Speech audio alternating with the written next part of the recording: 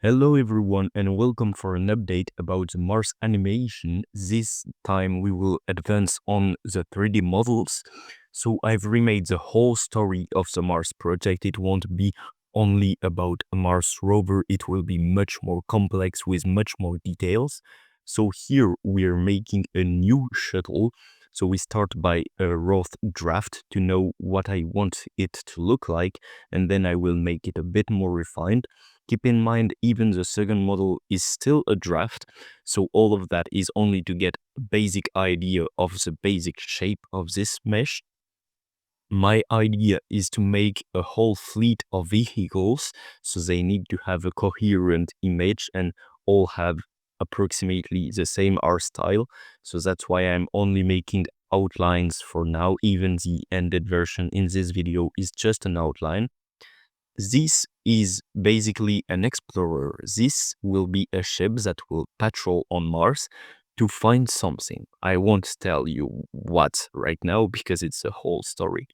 So this patroller is vertical takeoff, as most vehicles will be, because they don't have any big lands to just take off and land on Mars, because there's no facilities.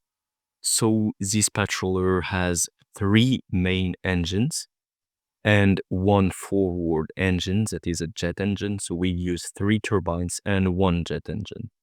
This is distance controlled or AI controlled. We'll still don't know yet. So there's no human on board. There's even almost no payload except the camera and some detection mechanisms, but we don't have, for example, like stuff we would put on the ground or take from the ground. You can see I'm using simple mesh like subdivision I will use after, but I'm making sure the body looks nice before subdivision and then I make subdivision. So I can make a tutorial about how to make this kind of ships if you want. Just tell me in the comments.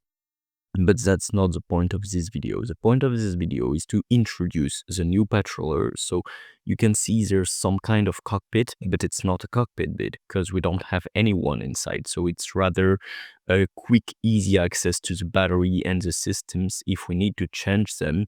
Although we can't because it's on Mars and there's no one on Mars at that point. The design will be very futuristic, very slick and slender. We don't have any big parts, we only have small ones, aerodynamic ones. We make sure this is an optimized, efficient airplane as it will travel long distances without anyone to control it to make sure that it still works. So it needs to be autonomous, fly long, far, efficiently.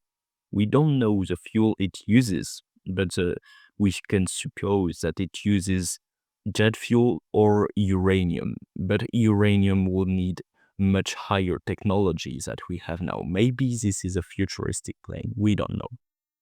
Anyway, stay tuned for the updates about this Mars mission, and this is the final render.